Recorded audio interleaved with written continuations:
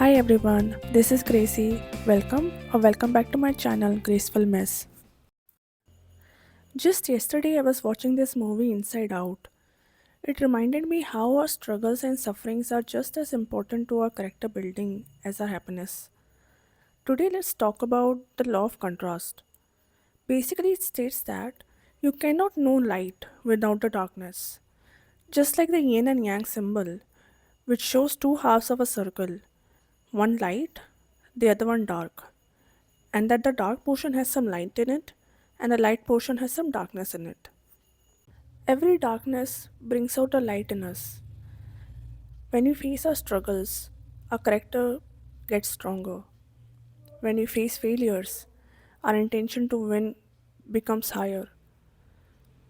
This also has another side. Light attracts the darkness.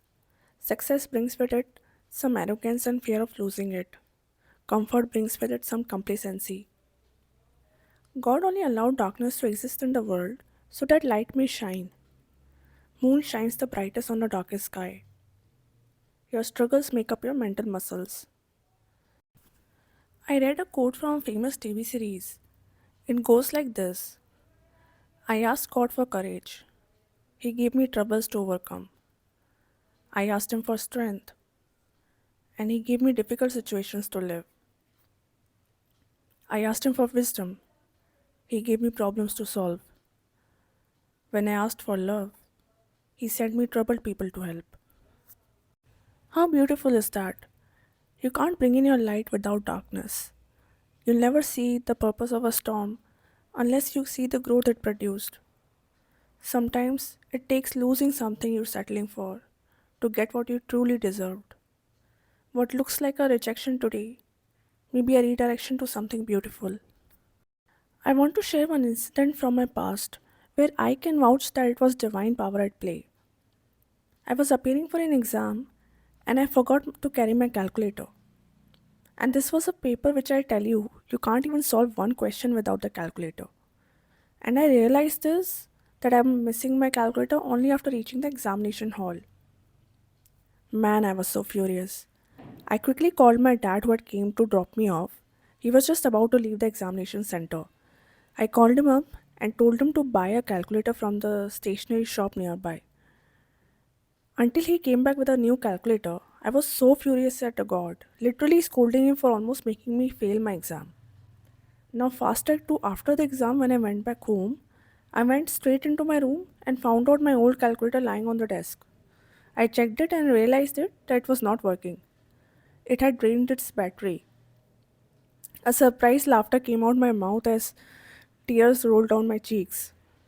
I thanked God for making me forget my calculator at home. Had I not forgotten it, I wouldn't have even realized that it wasn't working until I started writing my exam. Had I even realized forgetting it on the way, I would have probably come back home to collect it instead of buying a new one. And this would have gotten me late to the examination center. So he did the best thing he could do for me. He made me forget my calculator at home and made me realize it only on reaching the center, at which point the only option left to me was to buy a new one. God uses our problems to inspire the strength in us. He uses rejection to redirect our intention on the right path. He uses struggle to bring out that horsepower He has already embedded in us. Don't blame your problems or struggles for suppressing you. They're the ones who brought out that power in you. If God ever wanted you to play small, He would give you comfort zone. If He broke that friendship, it was probably fake and you needed to believe that you're strong by your own. If you got rejected at some place, He is already fixing up your chair at some other dinner table. If no one offered to help you, it's probably God making sure that nobody else steals your credit. God knows what you need. He is just really creative with the packaging.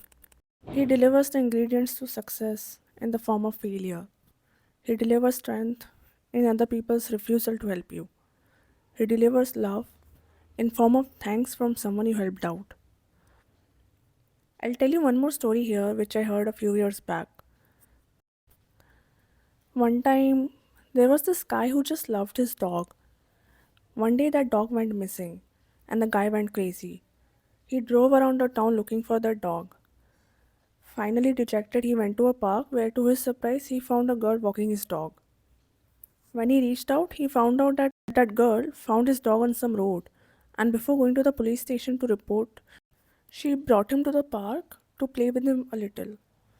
After that incident, they kept in touch, and soon enough, they started dating. Life moved forward, and they were having a great time together. One day, they had a terrible argument. The guy, in his anger, left the apartment and went out for a drive. On the way, he met with an accident. He was taken to the hospital. When he woke up a few days later, the nurse told him about his injuries. While he was cursing his bad luck, the nurse told him that when he was taken for an MRI, they found out a tumor in his brain, the kind which is generally only detected at its last stage when it is untreatable. But because of the accident, he had to be taken to the MRI and they were able to find it out sooner. And in the surgery, they had taken out a tumor. So, from this story, you see that whatever the guy must be translating as bad incidents in his life, like losing the dog, argument with his girlfriend, the accident, they were all actually responsible for bringing in the good things in his life. So, don't curse your bad phase. First of all, it's just a phase. You'll be able to enjoy that happiness even more because you would have felt the pain of that bad phase. Just like you seem to enjoy your good health so much more after recovering from a bad cold. Even the dawn, which is not as bright as the noon time, looks more pleasant because it comes after the darkest hour of the night. So if you're having a bad day, just relax. God knows what He's doing. And trust me, He's packing up something really nice to come.